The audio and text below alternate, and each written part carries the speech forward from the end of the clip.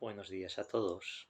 Les voy a hacer una breve exposición de cuál es el sentido de todas las investigaciones que estoy llevando a cabo y que confío llevar en el futuro también.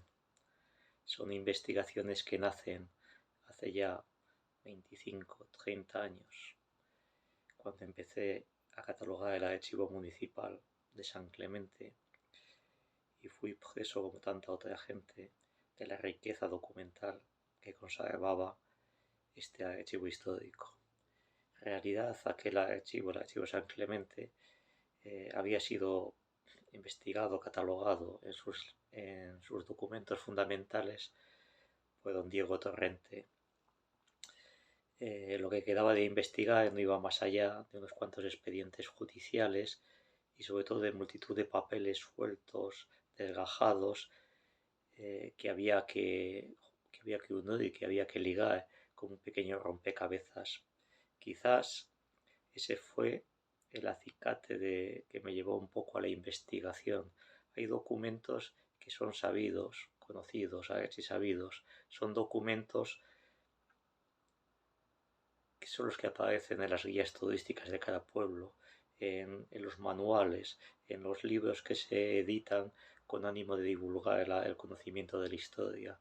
Pero había en aquellos papeles sueltos, desgajados, rotos, un montón de vivencias, de historias, de conocimiento, que valían para el conocimiento de toda una época, de una sociedad que se fijaba sobre todo en las personas más anónimas, de más baja condición, por decirlo de algún modo.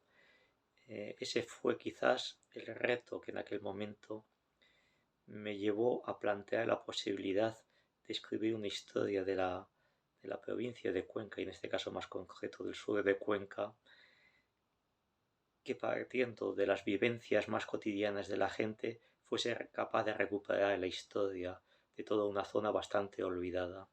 Había, es cierto, muchos estudios de la zona de Albacete que gozan de un instituto de estudios albacetenses, don Juan Manuel, que tiene un reconocimiento que de todos es sabido, y lo que me correspondía a mí no es tanto emular a todos estos grandes historiadores que están años distancia de mí, sino simplemente lo que me correspondía o pensaba yo que me podía corresponder es un poco rescatar estos documentos que estaban un poco olvidados.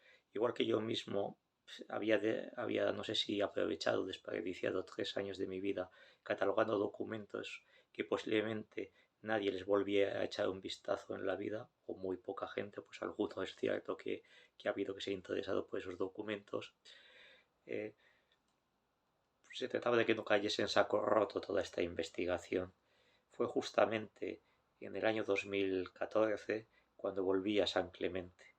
Volví allí indagando con la idea de con el tiempo ya pasado, desaprovechado, hacer una investigación que me llevase al doctorado. Fue un reencuentro bastante agradable. Vi de nuevo el archivo, lo habían cambiado de sitio del antiguo ayuntamiento, fundación Antonio Pérez. Se había cambiado ese archivo histórico al edificio de la audiencia o nuevo ayuntamiento. Pero bueno, allí estuve una semana entre los papeles intentando rescatar lo que eran las formas de reclutamiento en el siglo XVII de la monarquía de los Austrias, de la época de Felipe IV sobre todo, en un momento de lo que es la decadencia de España y las rebeliones que vivió, sobre todo la más notoria de ellas, la más clara de Portugal, la rebelión de Cataluña. Eso que fue un momento que España se desangreaba cuando varias de sus piezas, por decirlo de algún modo, de otros de las naciones históricas estaban yendo, como el caso de Cataluña o Portugal. Yo lo viví recuperando documentos históricos de 1640 en un pueblo manchego, en este caso San Clemente, y que no tenía mucha idea de lo que estaba pasando en Cataluña y menos idea de lo que pasaba en Portugal.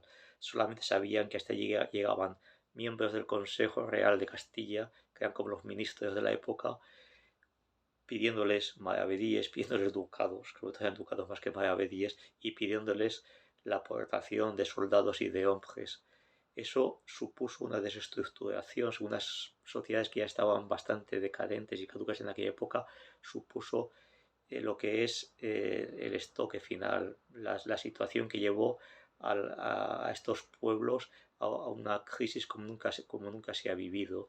Todavía eran pueblos que no tenían la vitalidad cuando nacieron a comienzos del siglo XVI, pero todavía mantenían al menos el postureo, esa pose de, bueno, aquí estamos, mantenemos nuestros regidores, nuestros grandes edificios, mantenemos nuestra justicia, mantenemos nuestras visitas y posadas que hospedan a aquellos ministros, miembros del Consejo de Real de Castilla que nos vienen a visitar, y todavía estamos aquí así, con nuestras fiestas de comedias, con nuestras fiestas taurinas, con nuestros espectáculos, con nuestras grandes misas, con nuestras grandes procesiones del Corpus Christi, con nuestros 4 conventos.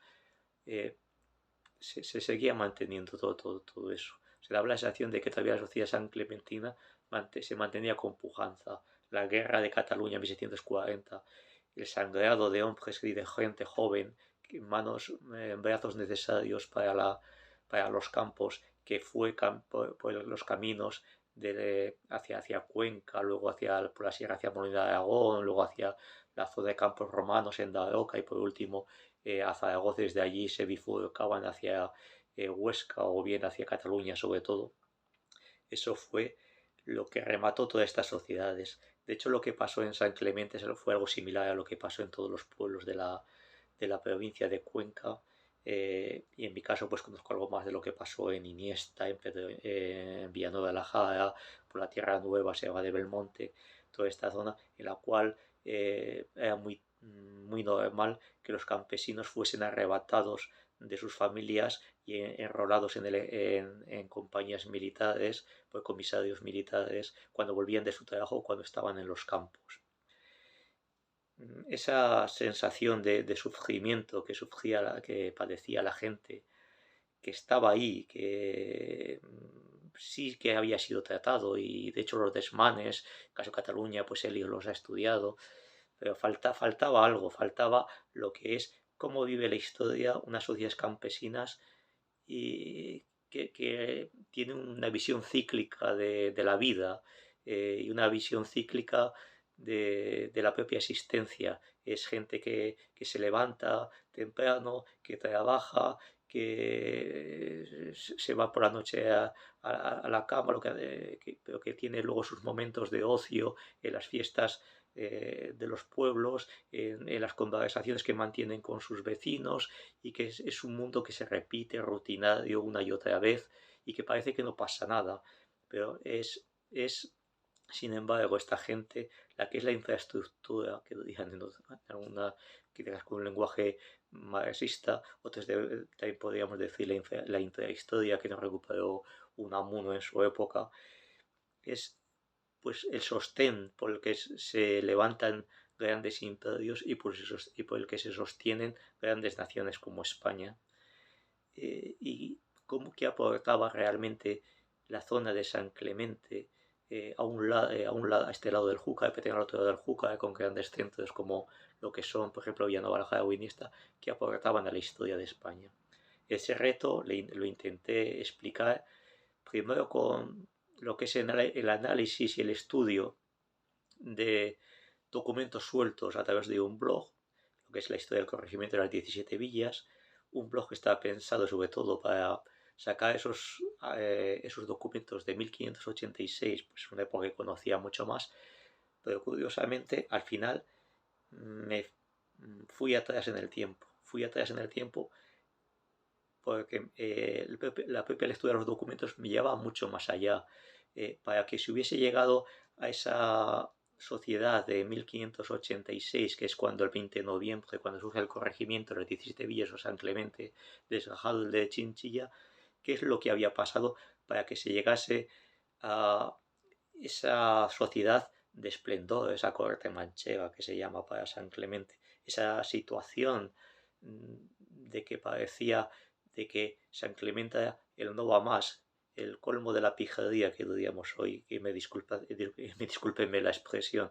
Para llegar a esa situación, una sociedad consolidada, satisfecha de sí misma, a pesar de la época de decadencia que estaba viviendo, pero que se consideraba el ombligo del mundo, y para eso había una historia que se movía mucho más atrás, 100 años más atrás.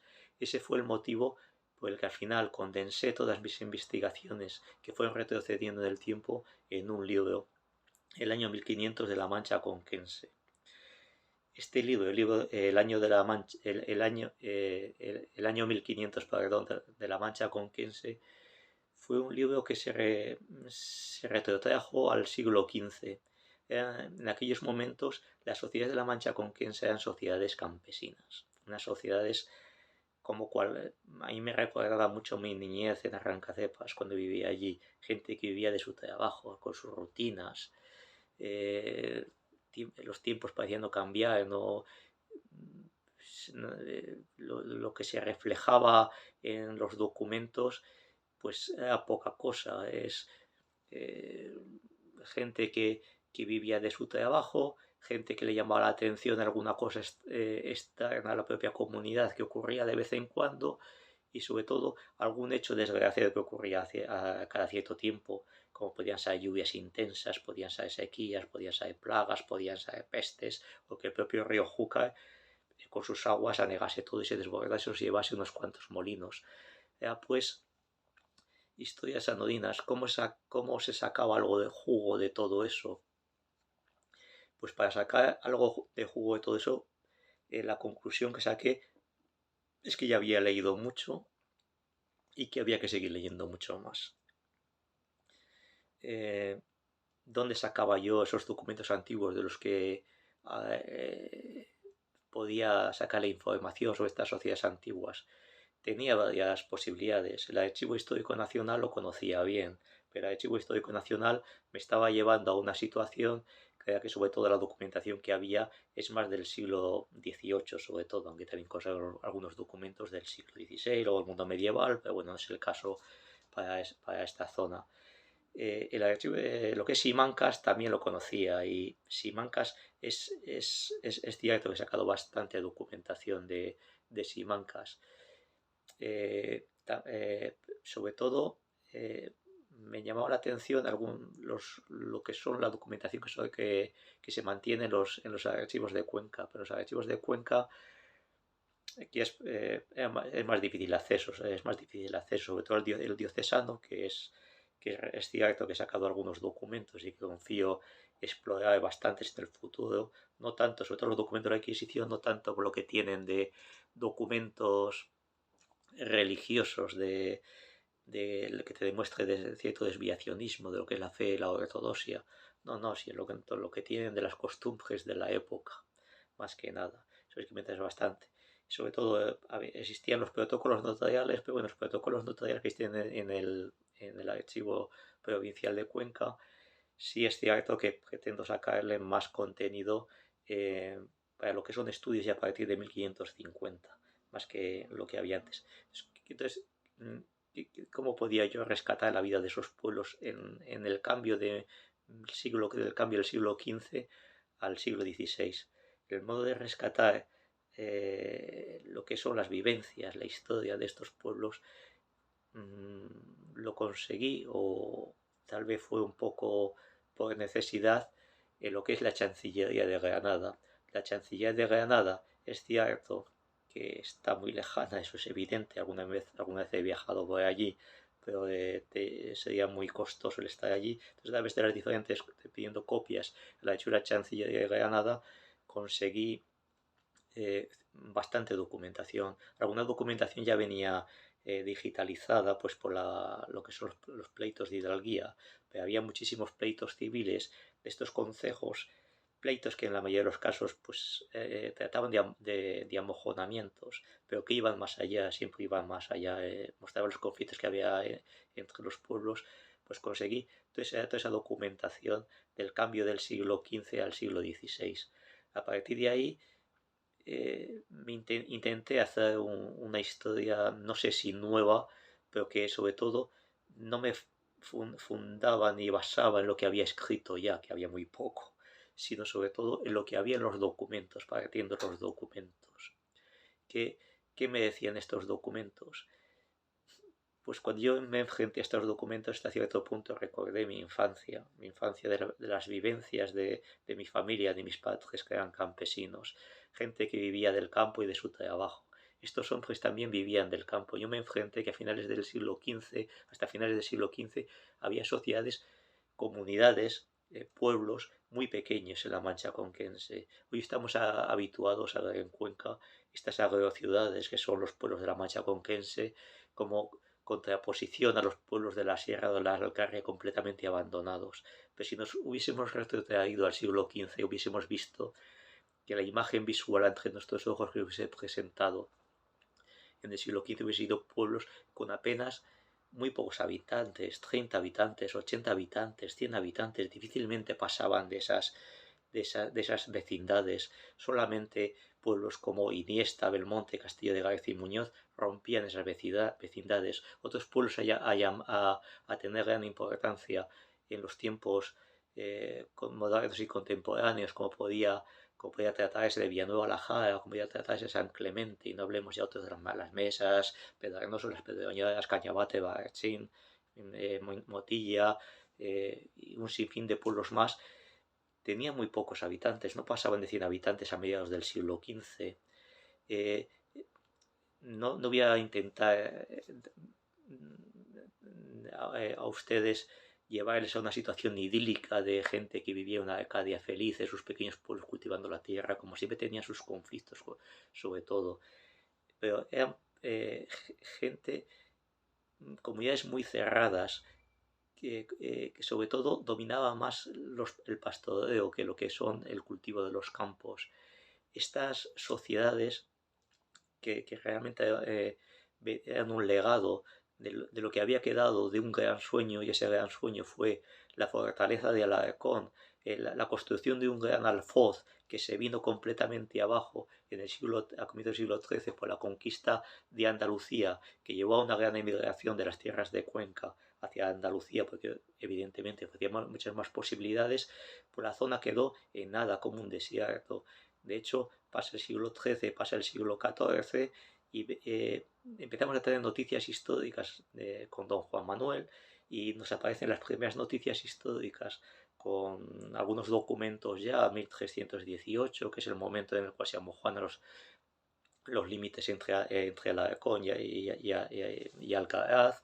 Posteriormente las pueblos que surgen de Provencia o Minaya, en fin, la primera constitución después de Marquesado de Villena a lo largo del siglo XIV.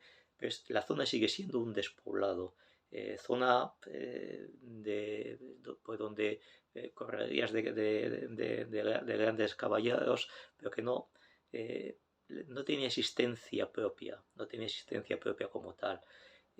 Ahí faltaba, aunque sea un lenguaje religioso, el alma en unos pueblos que tuviese una identidad propia, que los llevase mucho más allá. De hecho, pensemos, a finales del siglo XIV, en la segunda mitad del siglo XIV, la zona padece la crisis como sufrió el resto de Castilla. Y esta zona, San Clemente, por ejemplo, asume Rus porque está despoblado, no porque sea un pueblo en expansión que tenga necesidad de cultivar nuevas tierras y de incorporar nuevos pueblos, no, sino porque está sencillamente despoblado. Pero nos vamos al otro lado del río Júcar y tenemos Villanueva la Jara, no existía en este momento todavía. Los límites de lo que es la expansión y roturación de tierras estaban en Motilla del Palancar y en el Paral. Villanueva la Jara, junto a otros nombres más curiosos como Vacía Borrachos, que se llama, nace justamente en el último cuarto del siglo XV. Luego es cierto que todos deseamos, puesto que nuestros pueblos antecedentes romanos, que tengan antecedentes en la época más remotas, y por supuesto que los tienen, pero que aquí estamos planteando es la continuidad de unas comunidades en el tiempo. No sé si es acertado o no la ruptura que yo he establecido, sobre todo ya desde comienzos del siglo XV. De comienzos del siglo XV es cierto que tenemos ya y vemos algunas, se nos han mantenido y conservado algunas lo que son actas de compra-venta de terrenos en la zona del Provencio hacia 1420. Curiosamente, hacia 1420 es cuando esta zona empieza a nacer un poco para la historia. Es unos años después cuando San Clemente tiene esa idea de que es un pueblo ya con identidad propia y empieza a plasmar las reuniones de su ayuntamiento en unas actas municipales. Hasta entonces no había tales actas municipales, cuando el pueblo ya tenía existencia de más de 100 años anteriormente. Es en 1428 cuando el pueblo se siente que tiene que legar algo a las generaciones que vendrán, de las generaciones que vienen en ese momento, y las reuniones que se celebran entonces en los cementerios, porque entonces se celebraban o bien a la entrada de las iglesias o bien en los campos santos, se celebraban reuniones del concejo. Hay un escribano que empieza a dar fe de lo que allí está ocurriendo. Desgraciadamente todas estas actas municipales han desaparecido, para bien o para mal, ya no las tenemos para mal, evidentemente. Es justamente en 1420 cuando cambia toda la zona, empieza a cambiar toda la zona. Ya se ve un primer movimiento de roturación de tierras. En la medida que hay un primer movimiento de roturación de tierras, esto es como el queso y los gusanos cuya filosofía responde a un molinaro de Italia en épocas pasadas, en el siglo XVI. Este hombre venía a decir que el mundo, en el fondo, es como un queso pues que ha cuajado lentamente con el tiempo hasta tener pues esa forma redondeada y que es perfecta. ¿Qué ocurre? Pues que lógicamente algo tan bello como es un queso enseguida despierta el interés de gente ajena. Él decía, a partir de aquí pues llegaron los gusanos se los confundía, los identificaba con la nobleza y con la iglesia, que es la que había causado esos agujeros en el queso, como queso gruyère, para comerse el queso. Algo pasó aquí en la Mancha conquense. Había unas sociedades campesinas, pastoriles, y sobre estas sociedades campesinas y pastoriles se impuso una nobleza regional. Esa primera nobleza regional había nacido en Castillo de García y Muñoz, que es el auténtico centro de la zona del siglo XV, incluso antes que Belmonte, que aparece un poco después, y unas que se han instalado los pachecos en Belmonte también. Estos gusanos, entre comillas, o esta nobleza que empieza a intentar vivir parasitariamente del trabajo campesino, de sus excedentes, o intenta fincarse en la zona, son los González del Castillo. A los González del Castillo nos debe la visibilidad de las dos grandes fortalezas que se construyó hacia 1420 y 1430. Una es el castillo de Santiaguillo de la Torre, y del que debo confesar que me alegro mucho la rehabilitación que se está haciendo, y felicitar a su alcalde y a su concejal de cultura por toda la labor que están haciendo, y es su torre gemela en San Clemente, la llamada Torre Vieja. Son los dos hermanos González del Castillo que empiezan a dominar lo que es la vida política de la Mancha conquense. Son gente protegida y gente que está al lado y viven a la sombra del condestable don Álvaro de Luna.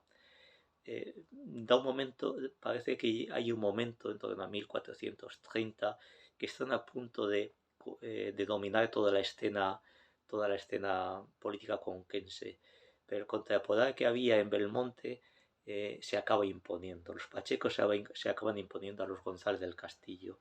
Los González del Castillo, el doctor Pedro y el corregidor Hernán González del Castillo, al final quedan reducidos a nada. El doctor Pedro González del Castillo mantiene su castillo en Santiaguillo de la Torre y mantiene su pueblo en 1445, lo compra le concede el viazgo y lo adquiere lo vincula a su mayorazgo, de hecho 2 años antes, que Santa María del Campo Ros. Pero se quedan ahí aislados. El nuevo poder que surge en la zona es lógicamente don Juan Pacheco, el primer marqués de Villena, maestre de Santiago, una figura que no hace falta que repitamos su importancia ya para la historia de España. Es con Juan Pacheco cuando toda esta zona nace para la historia de España. Don Juan Pacheco concede lo que es el villazgo a San Clemente en 1445. Hace algo propio también que en Villarejo de Fuentes. Él está creando pequeños estados y tiene una visión geopolítica maquiavélica y genial al mismo tiempo. Él sabe que Belmonte es excéntrico en el fondo. Belmonte está ahí a un margen de la Mancha. Él tiene lo que es un gran estado tapón entre Aragón y Castilla, que es el Marquesado de Villena. Es cierto que Aragón tiene fortalezas más consolidadas en torno a Villena, Almansa, Chinchilla, pero lo que es las tierras de Cuenca están desarticuladas. Solamente le da cierta vertebración lo que es Castillo de García Muñoz. No obstante, él intenta crear un gran estado en torno a San Clemente. A San Clemente le da un territorio inmenso. San Clemente tenía 130, 140 habitantes en 1445, con esa capacidad demográfica no iba a ningún sitio, porque no tenía capacidad para imponer, no podía roturar las tierras que iban más allá de unas cuantas leguas alrededor del pueblo, y más que nada donde venía la tradición histórica de tierras ya roturadas en Bala de Rey, en Villar de Cantos, en esta zona, que lo que es la zona sur, que era una zona salvaje, de naturaleza inculta, donde los hombres no se atrevían a pasar, más allá que para las actividades tradicionales de recogida de la bellota, de la grana o el pastoreo, pero no iba más allá. Es que en lo que es la zona que había al otro lado del Júcar de Iniesta sí que tenía una tradición histórica y estaba sentada como población, tenía 500 habitantes, pero todavía se movía más sus intereses se movían a la zona de Requena, a la zona de Jodecara, del estado de Jodecara, a la zona de Albacete, pero había una zona inculta, que es la zona que venía desde Villanueva de la Jara hasta el río Júcar. Igual que en San Clemente se produce una revolución, sí que tenemos que tener en cuenta que San Clemente quizás tiene que esperar hasta 1510 para esa revolución, lo que hemos llamado revolución en el año 1500 de La Mancha, con que es nuestro libro. Revolución porque hubo una transformación radical en la economía, en la demografía, en la sociedad de las zonas manchegas, de las comarcas manchegas. Pero si en San Clemente esa revolución se produce en 1510, en Villanueva la Jara el milagro es mucho anterior. Se produce justamente hacia 1400-1470. Digamos que San Clemente se apagó. Prometía mucho en 1445, pero se vio comida por un proceso de osmosis desde Castillo de García Muñoz. Y estuvo ahí raptada, por decirlo de algún modo. San Clemente solamente empieza a salir a la luz durante la guerra del Marquesado. La guerra del Marquesado le viene dada a San Clemente. San Clemente era un foco de gente que apoyaba a la Beltraneja y al Marqués de Villena. San Clemente había importado todas las minorías judías que convertidas al cristianismo desde Castillo de García Muñoz. San Clemente era residencia de la mujer de don Juan Pacheco y de algunos linajes que habían venido a San Clemente, que luego marcarán su época posteriormente. Pero San Clemente, estos linajes tenían en Villar de Cantos sus tierras, sus acostamientos reales, y de vez en cuando se iban a la guerra, y no era una nobleza que estuviese arraigada en San Clemente. De hecho, era Castillo de García Muñoz el que atraía a la población. Es justamente en 1480 cuando Isabel la Católica vence a la Beltraneja y al portugués Alfonso, cuando San Clemente empieza a cambiar. Pero a cambiar no es que todavía nazca como gran pueblo. Todavía en 1495 San Clemente tiene 180 familias nada más. Multipliquen por 4 y les saldrá el total de población que tenía San Clemente en esa época. 50 familias más que 50 años antes, en 1445. El milagro de San Clemente todavía no se ha producido para nada. San Clemente sigue siendo fedatario de Castillo de García y Muñoz. Si es verdad que en 1484 consigue algo que es fundamental. Cuando Chinchilla, cuando las poblaciones del Marquesado de Villena se les niega el mercado franco de los jueves, San Clemente consigue el mercado franco de los jueves. Aquí no nos cansaremos de decirlo una vez y otra más. A pesar de que ahí donde hoy está el mercado de abastos, se derribó en su día la casa solar de Palaciega de Juan López Rosillo, el reductor del marquesado de Villena, San Clemente debe pensar una y otra vez que su gran el padre de la patria san clementina es este Juan López Rosillo. Fue él el que consiguió el derecho a no ser enajenada en 1476, un 2 de septiembre, de la corona real. Consiguió el mercado franco y volvió a conseguir que en 1484 la realeza le mantuviese ese privilegio del mercado franco. Se pusieron unas bases en San Clemente que hoy las despreciamos, pero ese mercado franco los jueves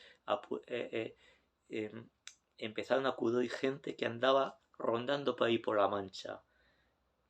Hablamos de el suegro de Martín Ruiz de Villamediana, un pasaje bastante conocido, fundador de las Clarisas, que andaba por la Mancha vendiendo por sus paños y sus cositas. Pero hablamos también de algunos vascos que andaban también, como era lo que ellos de andar por esos mundos que venían de ellos, que se iban a Castilla cuando iban. Pues por la Mancha también hay muchos vascos pululando. Llegó la guerra de Granada y esa guerra de Granada lo que hizo fue que desplazó a masas completas de hombres de toda Castilla y de todo el País Vasco y de todas las tierras de España. Gente que iba a la guerra y que iba a la guerra con sus hijos, iba a la guerra con sus mujeres también.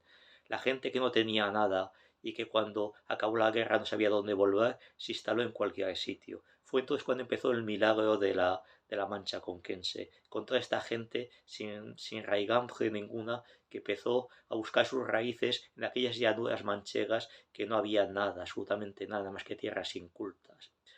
Es cierto que este movimiento de asentamiento de población se vio interrumpido por el quinquenio negro que hubo de 1504 a 1508. Fueron años malísimos de sequías, de hambres, de peste, sobre todo la peste de 1508 desarticuló completamente las poblaciones. Pero aquella situación de que se había sembrado la semilla en 1490 después de la guerra de Granada, las comunidades rurales acabaron resistiendo. No solamente acabaron resistiendo, sino que además aquellas viñas que habían plantado, que fueron la auténtica riqueza de la Mancha entre el Provencio y San Clemente, esas viñas empezaron a dar sus frutos. La gente que resistió, la gente que aguantó esos 3 o 4 años esperando que las viñas diesen su uva, al final empezaron a comerciar con ese vino. Y comerciando con ese vino comenzó la riqueza. Y comenzar la riqueza atrajo a muchos otros hombres, comerciantes, la gente que edificaba los edificios vascos que venían a esta tierra, edificaba al principio simples casas, pero luego ya fueron iglesias, luego molinos y por último pues algunos palacios que todavía escaseaban, no nos hagamos la idea, todavía escaseaban los palacios y ese afán rimbombante por decir que yo soy alguien, eso es más propio de la segunda mitad del XVI.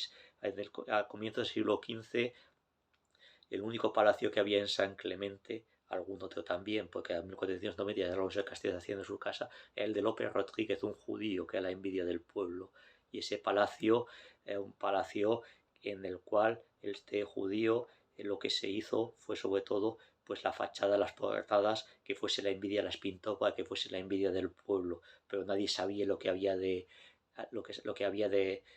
muros adentro de esa casa, aparte de que él ponía sus luminarias en las tapias para que se viesen por la noche en un pueblo que estaba a oscuras, que no se veía nada en las calles, te puedes tropezar con un gato que no veías nada. Este López Rodríguez sí ponía sus luminarias para hacer la envidia del pueblo, decía, aquí estoy yo, fíjate, a saber lo que pasa detrás de estas paredes, os vais a quedar con la envidia de saber lo que pasa. De ahí viene mucha del movimiento luego anticonverso que se dio en San Clemente, todas esas cosas.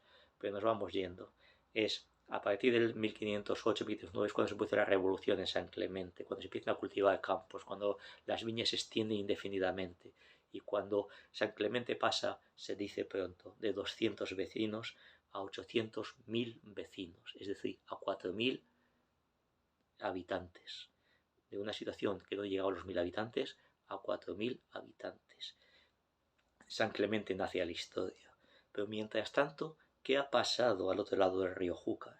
La zona de Villanueva la Jara.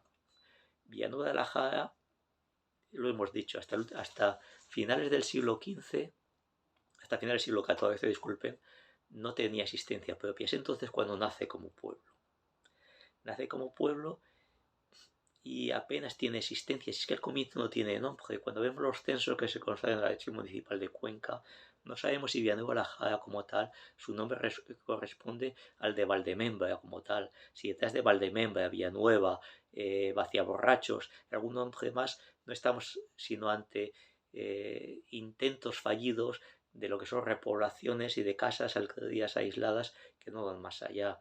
Es justamente, hay un momento, tenemos en el archivo diocesano, en el catedralicio de Cuenca, se conservan algunos documentos que nos habla de las tierras yecas de Alarcón.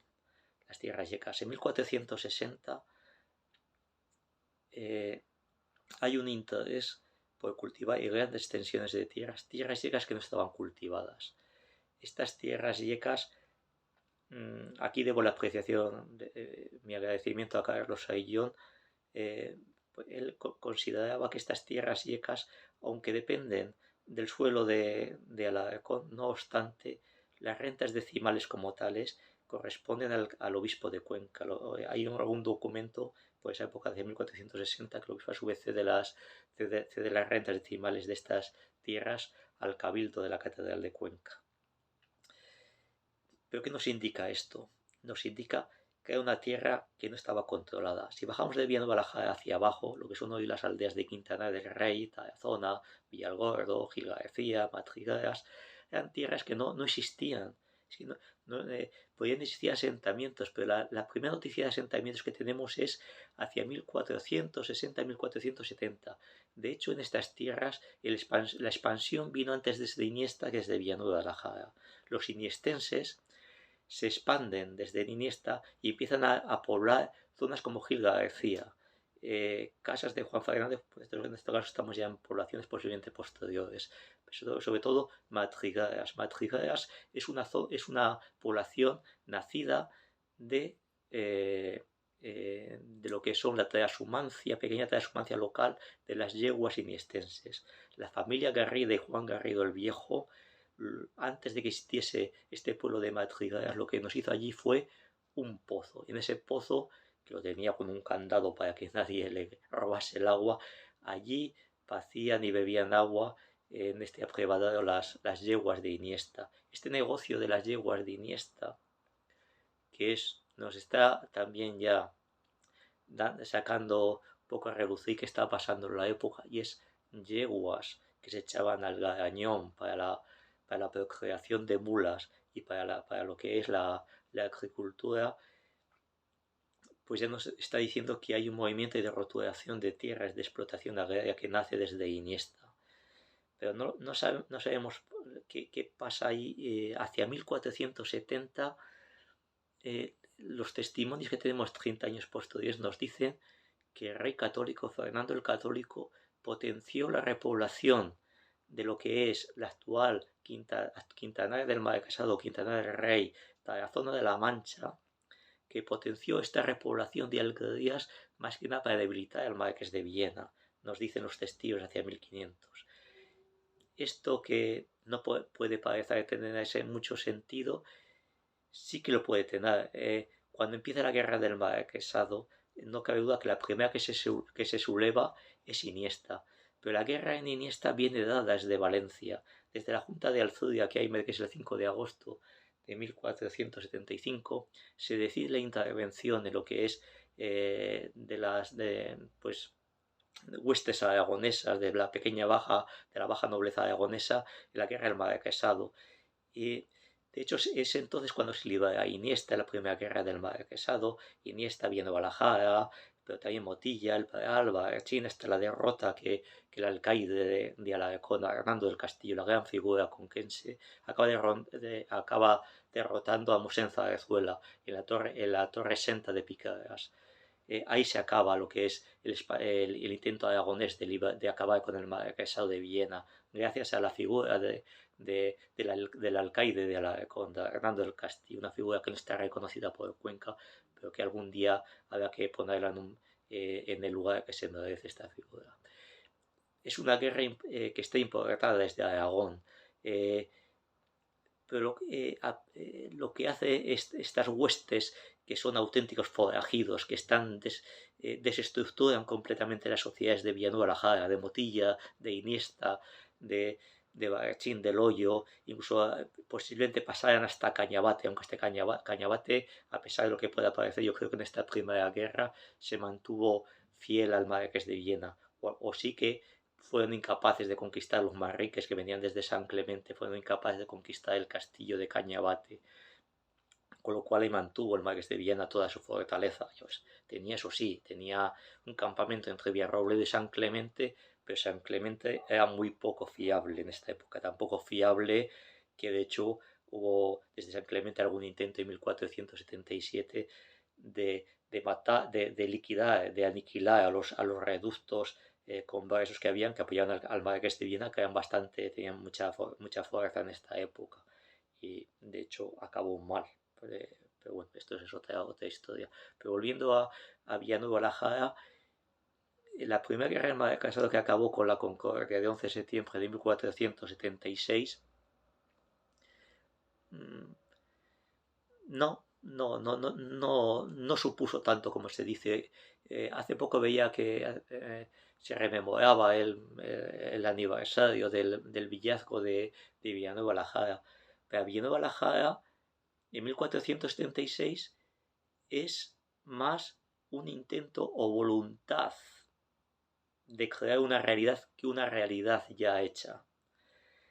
Villanueva la Jara, en 1476, se le promete que todas las tierras que hay hasta Iniesta, hasta Jodecar, hasta Chinchilla, abajo, con límite por el río Júcar, todo eso es suyo. Toda la ribera, hasta todas las zonas que hay hasta arriba del Júcar, eso es suyo también.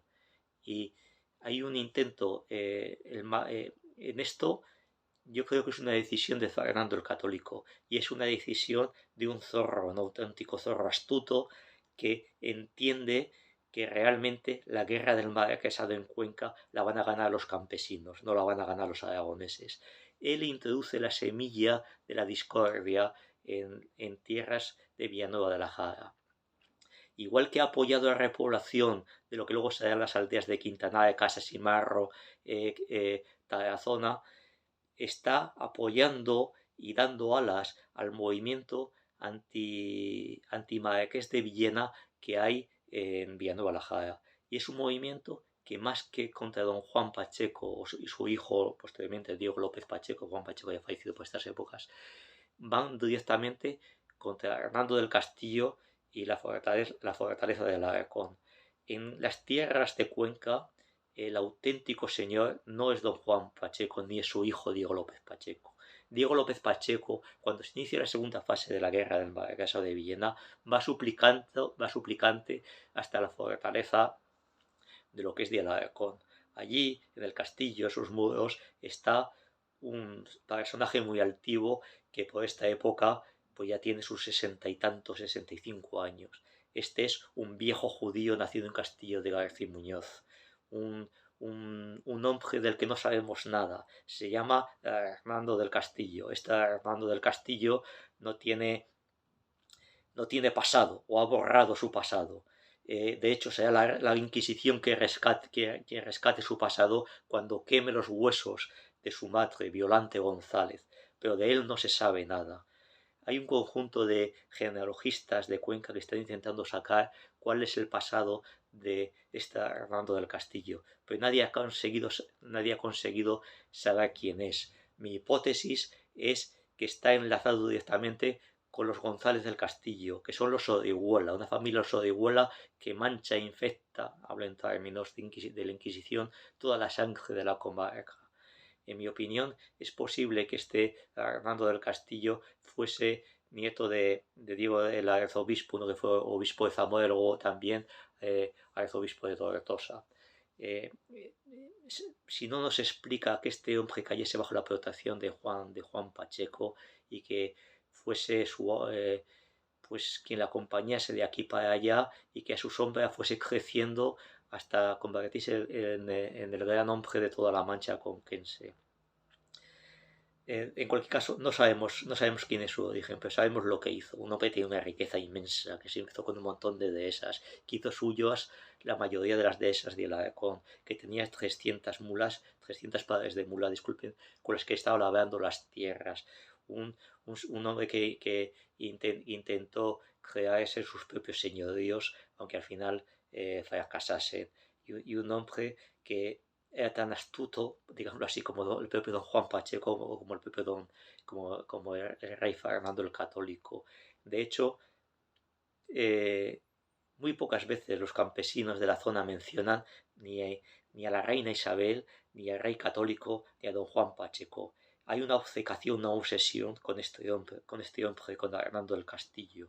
Un hombre que ha hecho mal a todo el mundo, un hombre que se ha visto en medio de todas las disputas, un hombre que ha matado y con puño de hierro y con sangre ha impuesto su voluntad a estas tierras. Es contra este hombre, contra tanto el Castillo, contra el que realmente se levanta el campesinado de las tierras de Cuenca en busca de su libertad. Y es en 1477 sobre todo, cuando Fernando el Católico, más o menos voy a decir, dejemos en paz estas tierras, una Isabel la Católica que piensa más con el corazón que con la cabeza, que es como piensa su esposo, es cuando se apoya en estos campesinos que no tienen nada, tienen sus azadones, tienen sus hachas, pero no tienen nada, son unos ejércitos que no van a ningún sitio. Es cierto que entonces asistimos a las hermandades de Castilla y es aquí cuando recala el gran Jorge Manrique. Pero Jorge Manrique desarrolla su actividad al otro lado del río y cualquiera que conozca un poco la guerra del Marquesa de Villena, tanto Jorge Manrique como Ruiz de Alarcón, su sucesión de hazañas bélicas es un conjunto de derrotas. Se tienen delante a un Pedro Baeza, el gran capitán de Diego López Pacheco, o tienen enfrente al alcaide de Belmonte, don Diego Pacheco, que son dos figuras espectaculares, con un genio militar que ahogan el genio militar que pudiese tener Jorge Manrique o Pedro Ruiz de Alarcón. Son dos enanos al lado de estas grandes figuras de la lugartenientes capitanes de don Diego López Pacheco. Pero al otro lado de la Mancha, ¿qué había? Al otro lado de la Mancha no había nada, pero sí que estaba el alcaide de Alarcón, como un zorro judío que estaba a un lado del río y a otro lado del río, y que está moviendo los hilos a un lado y a otro lado. Igual que en San Clemente movía sus pequeños hilos para crear una quinta columna, y no lo olvidemos, porque quinta columna había, y de hecho en 1478 a 1479 San Clemente siempre estuvo ahí una sensación de que no sabía muy bien a quién apoyaba. Juan López Rosillo estaba corriendo con sus andanzas por la zona de las mesas, no las pedroñeras, intentando liberar a toda esta gente, pero más enfocado hacia la zona de Belmonte. Pero luego estaba ahí la quinta columna de los López, los Rodríguez y los Orihuela, que eran infiltrados del Marqués de Viena en San Clemente, que llevaban su doble juego y que su fidelidad era mucho más que dudosa. Entonces, del mismo modo que jugaba con esta quinta columna el alcaide de Alarcón, sabía que en la zona de Villanueva la Jara ahí no tenía apoyos apenas. Había intentado instalar algunos pues adictos suyos, gente de su bando, pero no, era sobre todo una minoría judía con esa que tenía muchos apoyos de lo que es el campesinado y despertaban muchos odios. La intervención de Aragones en la primera guerra del Marquesado lo que hizo fue, en la medida que hubo, como en todas las guerras, algunas víctimas, que esos odios que estaban ahí latentes pero que convivían en estas sociedades rurales salieron a la luz. Entonces, estas sociedades campesinas empezaron a tener conciencia de sí mismas. Villanueva la Jara, pero se me ha olvidado la Jara también, por ejemplo, de zonas más lejanas, como tenemos una constancia de Villarrobledo, y en fin, Motilla, El Peral, Iniesta, todas las zonas, se formaron auténticos ejércitos de leñadores. Estos ejércitos de leñadores iban con su hacha para talar los pinos que había junto a la fortaleza de Alarcón, en el sueño de que se podía conquistar, cosa que no se hizo porque no se tenían en aquellos momentos ni medios, sobre todo ni recursos económicos, lo que es la monarquía isabelina para conquistar estas fortalezas. Estos ejércitos campesinos sí que consiguieron lo que es la independencia real, no la de las cartas de Villazgo de 1476, sino la independencia real de lo que es el suelo de Alarcón y del Marquesa de Viena. Es entonces cuando Villanueva de la Jara consigue su independencia. Pero es de aquí que cuando están en guerra y están luchando y parece que se pueden imponer en un momento determinado la gente del Marqués de Viena, llega en octubre, el 14 de octubre de 1479, y el hastío que hay entre los bandos, la reina Isabel llega a una especie de tregua con el Marqués de Viena. Esta situación, el 14 de octubre de 1479, fue visto por los pueblos de Cuenca como una auténtica traición a aquellos que apoyaban la causa isabelina. Pasaron los años de incertidumbre, los meses de incertidumbre, y por fin, el 1 de marzo de 1480, se llega a la segunda concordia entre el Marqués de Viena y los reyes católicos. Una concordia que puede parecer humillante, pues porque en todo momento los reyes católicos evitaron su presencia in situ con don Diego López Pacheco, pero una concordia que generó muchas expectativas en los pueblos conquenses, pero apenas pasados unos días fue vista por los pueblos conquenses como una auténtica traición de la corona real, de los reyes católicos, a las villas que acaban de distribuirse en esos momentos del suelo de Alarcón y del Marquesado de Villena. Eh,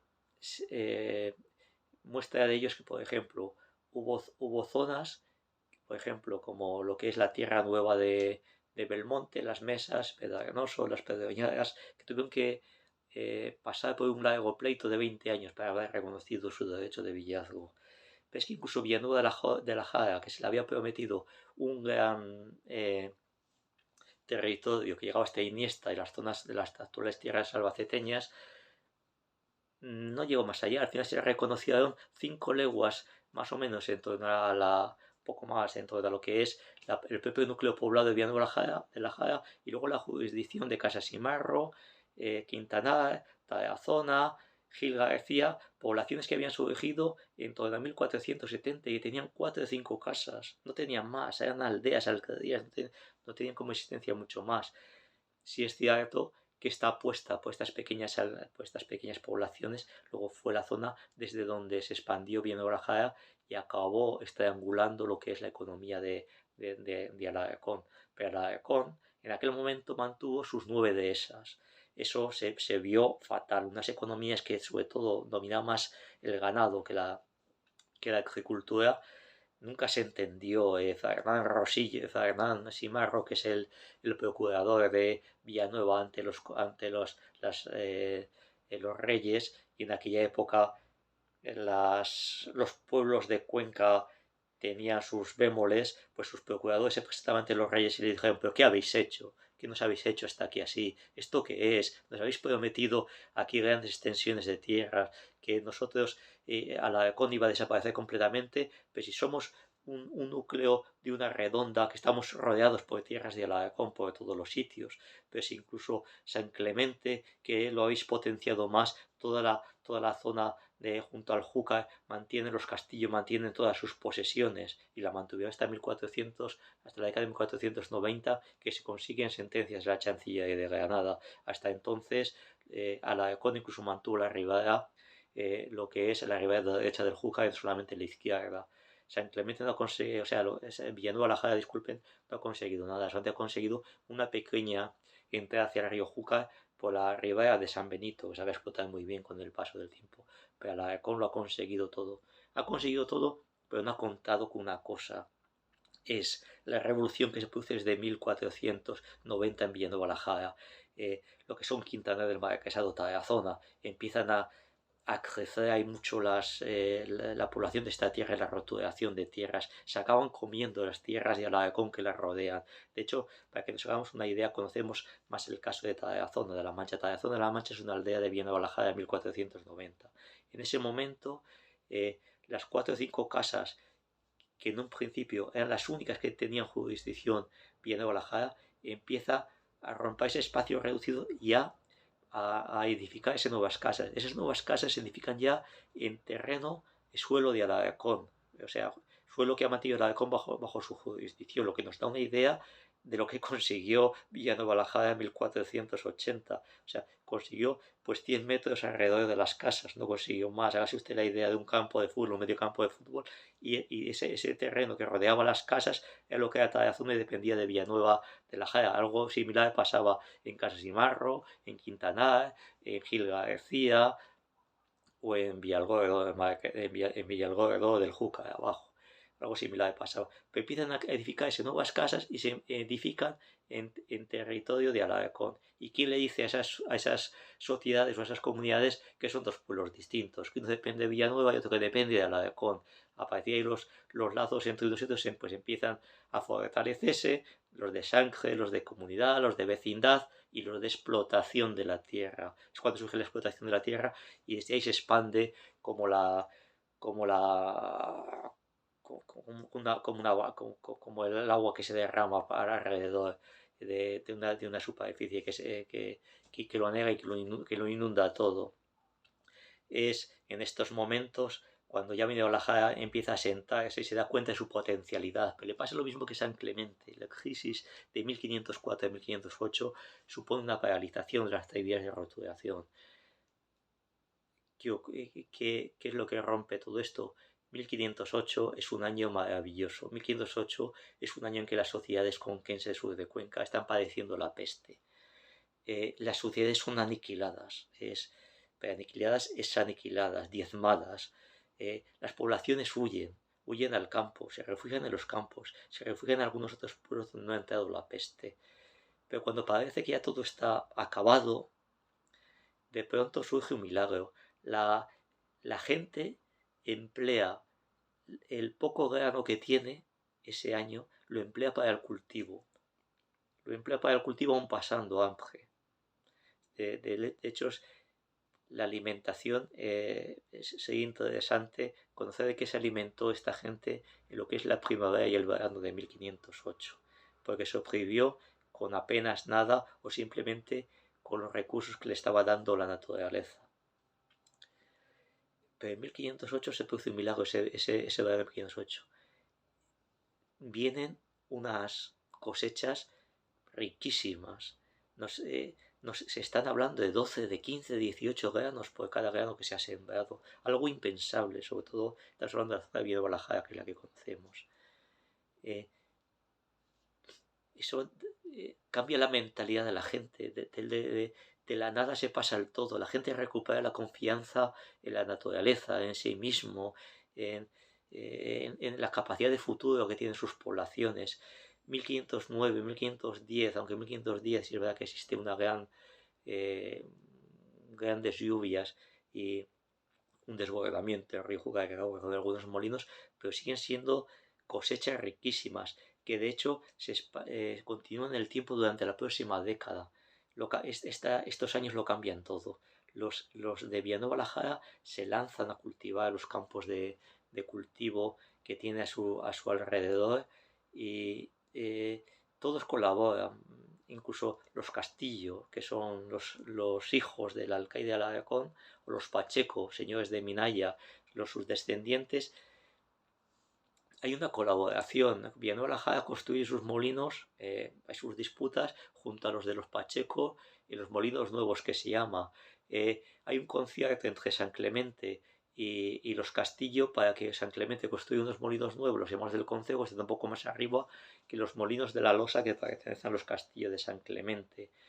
Pero todos entienden que tienen que colaborar, que hace falta una colaboración. Esta colaboración sobre todo es los que tienen la capacidad económica, que son los Castillo, los Pacheco, prestan sus útiles, sus maravedíes, su dinero, los prestan a los campesinos para que puedan comprar sus útiles y sus simientes, sus semillas.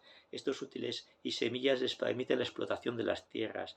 Esas tierras a veces están en el suelo de Alarcón, las deja explotar al cambio de un canon. Este canon que repercute en Alarcón o su familia, los Castillos o el propio Marqués de Villena, también repercute en los campesinos. Conocemos muy bien el caso de los Pacheco de Minaya, que sus descendientes, algunos de sus descendientes están muy extendidos en el Cayabate, tienen allí su intención de que cuando consiguen un pequeño señorío sobre Rodrigo Pacheco en el Cañabate, pues presta su dinero a los campesinos. Él hace su negocio porque les recoge su parte de la cosecha. Lo que no cuenta este Rodrigo Pacheco es que las cosechas son inmensas. Nunca se han visto tal fertilidad en los campos. Consiguen tales cosechas que los campesinos también consiguen sus excedentes. Y al conseguir sus excedentes consiguen su riqueza. Y eso les mueve a explotar nuevas tierras, a comprar un par de mulas más. Teniendo las nuevas mulas, explota más. Que la mula es cuando se extiende en estos años y permite lo que es la labranza de superficies mucho más extensas. Esto que pasa en Villanueva, que pasa en el Cañabate, pasa en la extensión de los grandes cultivos y de las de tierras de pan llevar, pasa también en San Clemente. Pero aquí en San Clemente la revolución es distinta. Aquí en San Clemente la revolución viene de las viñas. San Clemente tiene sus tierras de pan llevar, tiene las tierras de Villarrecantos, las tierras aledañas de Perona, tiene las tierras de Bala de Rey. Tiene también tierras propias en torno a Rus, que son tierras donde tiene lo que es donde saca el trigo para alimentar a su población. Pero se da cuenta que los tierras arenosos de Petregales, del río Rus, ahí donde este río Rus desemboca con los pocos kilómetros antes en su cauce, desde San Clemente hasta donde desemboca en el río Záncara, y sobre todo tal como bajan los arroyuelos, como es el arroyuelo del Charrión o de Majara Hollín en el Provencio, tanto los sanclementinos y los provencianos, los del Provencio, de hecho, se dan cuenta mucho antes que las viñas ahí dan muchísimos frutos, dan unas uvas excelentes. Los del Provencio empiezan a cultivar sus viñas. Y empiezan a cultivar sus viñas de un modo rápido y acelerado. De hecho, Provencio también es una zona como Villanueva. Antes se reconocían por límites, como Puebla, que había sido fundada por don Juan Manuel en 1318, las propias casas. El resto, San Clemente, basándose en los abandonamientos de 1318, decía que todas las tierras del Provencio eran suyas. Y cuando los provencianos empezaron a cultivar viñas y los sanclementinos se dieron cuenta de la riqueza de esas viñas, dijeron, esta tierra del Provencio es nuestra, pero tampoco eran tontos. Y empezaron a cultivar viñas en su pueblo. Varias lenguas de viñas salieron desde San Clemente hacia el Villarrobledo y hacia el Provencio, hacia las Pedroñadas, como salieron las mismas lenguas de viñas desde el Provencio, hasta encontrarse, hasta acaban encontrándose. Pero claro, hubo una época, la zona del medio, que había entre estas dos lenguas de viñas que crecían, era un corredor por donde estaban los pastores sobre todo. El pastoreo, la actividad pastoril, había hecho las delicias y el auge de Santiago de la Torre. Santiago de la Torre era una población que a finales del siglo XV estaba en igualdad de condiciones con el Provencio de San Clemente.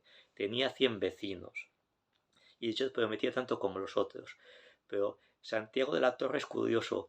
Lo que es el auge del Provencio y de San Clemente acabó con Santiago de la Torre. Según se fueron extendiendo las viñas de San Clemente y el Provencio, las tierras que habían en medio de Santiago de la Torre acabaron desecándose. Según acabaron desecándose, no tuvo sentido el acto pastoril porque acabaron con los pastos. Pero lo que es mucho más grave, esos lavajos que quedaban, esas zonas que quedaban, eran zonas apestadas, de aguas estancadas que provocaban infecciones. Primero se infectó el ganado y el ganado transmitió esas pestes, esas enfermedades a las poblaciones. La población de Santiago de la Torre padeció pestes en la época de 1500, la década de 1510, cuando San Clemente, cuando el Provencio mostraba las máxima expansión, justamente Santiago de la Torre decaía. Fue justamente en este momento, hacia 1510, de auge de unas poblaciones y caída en picado de Santiaguillo, cuando se planteó la creación de una nueva población, Villanueva de la Reina. Villanueva de la Reina estaba creada entre San Clemente y el Provencio, a mitad de camino. Villanueva de la Reina fue un tributo a Juana la Loca. Todo el mundo le debe mucho, habla mucho de Isabel la Católica. Isabel la Católica, que le debe todo, los pueblos le deben todo a la reina Isabel. Pero más le deben a Juana la Loca. No se sabe bien si Juana la Loca realmente tuvo alguna capacidad de motivar, de empujar estas tierras hacia adelante. Desde luego, siempre la figura de Juana la Loca ha estado oscurecida por su propia enfermedad, por su padre Fernando el Católico y luego el gran cardenal Cisneros. Pero en esta zona, no obstante, lo que queda es el recuerdo de Juana la Loca como una gran reina. Juana la Loca es la que dio las provisiones reales entre 1512 y 1513 para que los campesinos que vivían en pueblos de señorío, en Santa María del Campo Rus, en Minaya, en el Provencio o en otras zonas más norteñas, pudiesen acudir a las villas de realengo. Fue ella la que hizo el milagro posible del crecimiento de los pueblos como Villanueva la Jara o San Clemente, pues les dio la posibilidad de que saliesen de los pueblos de señorío una masa de campesinos que vio una oportunidad de cultivar tierra propia en las nuevas villas de realengo. Pero más que eso, debemos tener en cuenta, esta es una opinión mía que por supuesto yo no puedo demostrar a día de hoy.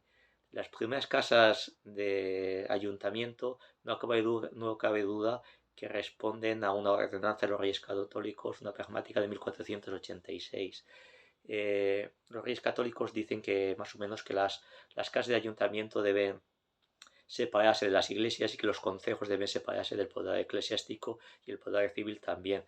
Hacia 1490 ya tenemos por las actas municipales de San Clemente, tenemos constancia, copias de actas que nos han mantenido, de que San Clemente tiene unas casas de ayuntamiento propias y ya el último concejo que se celebra en la iglesia de Santiago es hacia 1490 y pocos, más o menos. Posiblemente mi opinión es que la intención al menos de la construcción del nuevo edificio del San Clemente, que se retrotrae hacia 1558, es lo que nos dice la primera inscripción que hay en la piedra entre los arcos del pórtico bajo del ayuntamiento de San Clemente. Mi opinión es que ese ayuntamiento ya estaba construido antes. Es cierto que había una estructura al menos de planta baja y una planta más alta hacia 1526, cuando San Clemente cae en el señorío de la emperatriz Isabel, y que ese ayuntamiento más o menos viene a tener una disposición de las estancias que es similar a la que hemos encontrado, por ejemplo, en el de Castillo de García Muñoz.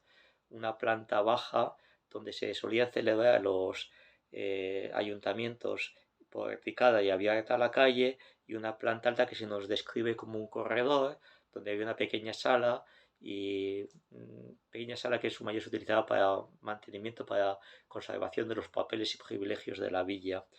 Esto yo creo que la reforma que se hizo del Ayuntamiento de San Clemente en 1550 fue a crear la Gran Sala, hoy Sala de Exposiciones, la Fundación Antonio Pérez, pero es posteriormente y lo que da a darle más estabilidad a toda lo que es el frontón del ayuntamiento, la portada. Pero bueno, son todo hipótesis. Pero desde luego lo que es la mentalidad de la población de la época, la reina Juana pasó como una gran reina.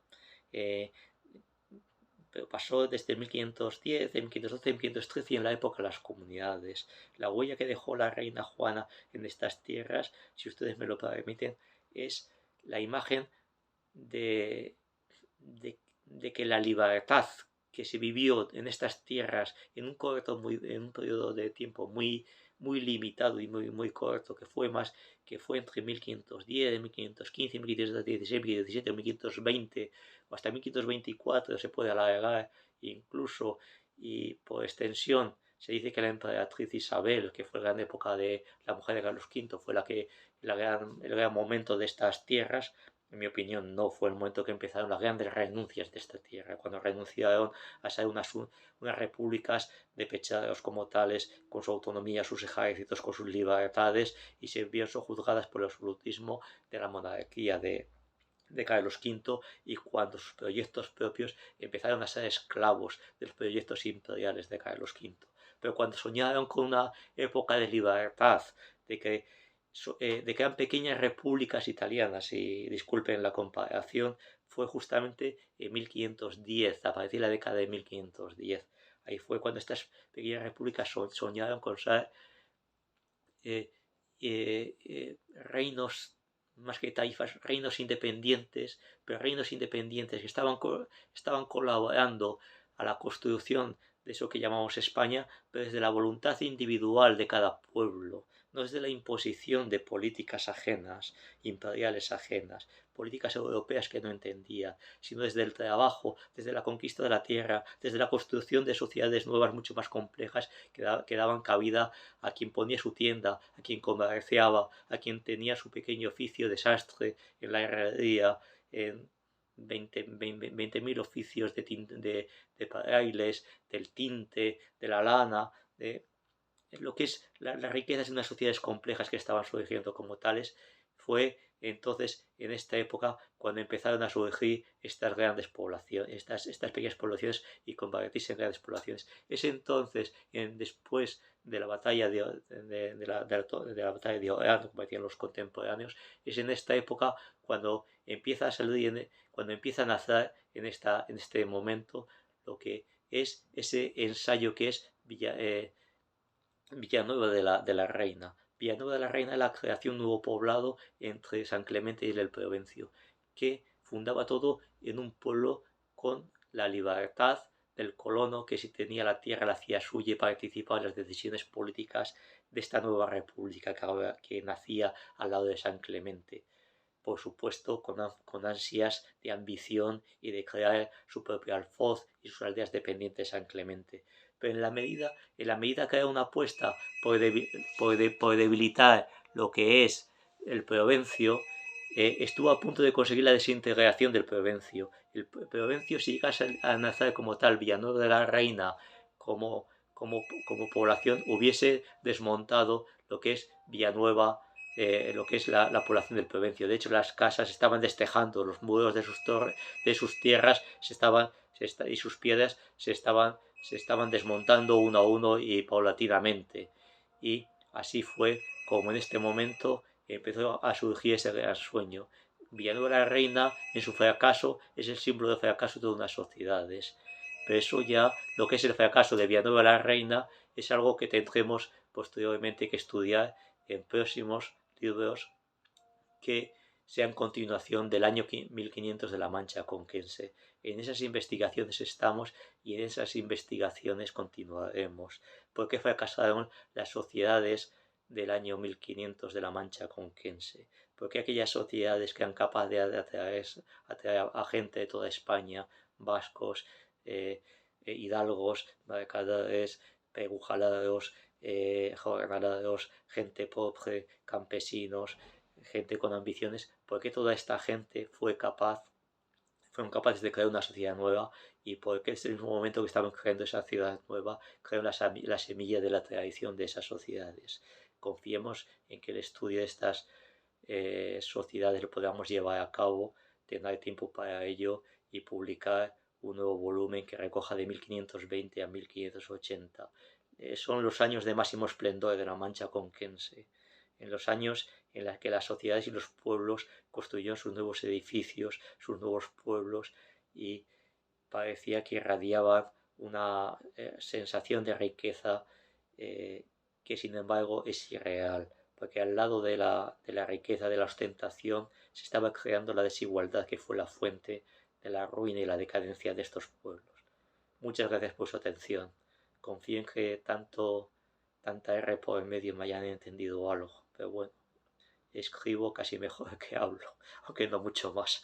Muchas gracias a ustedes.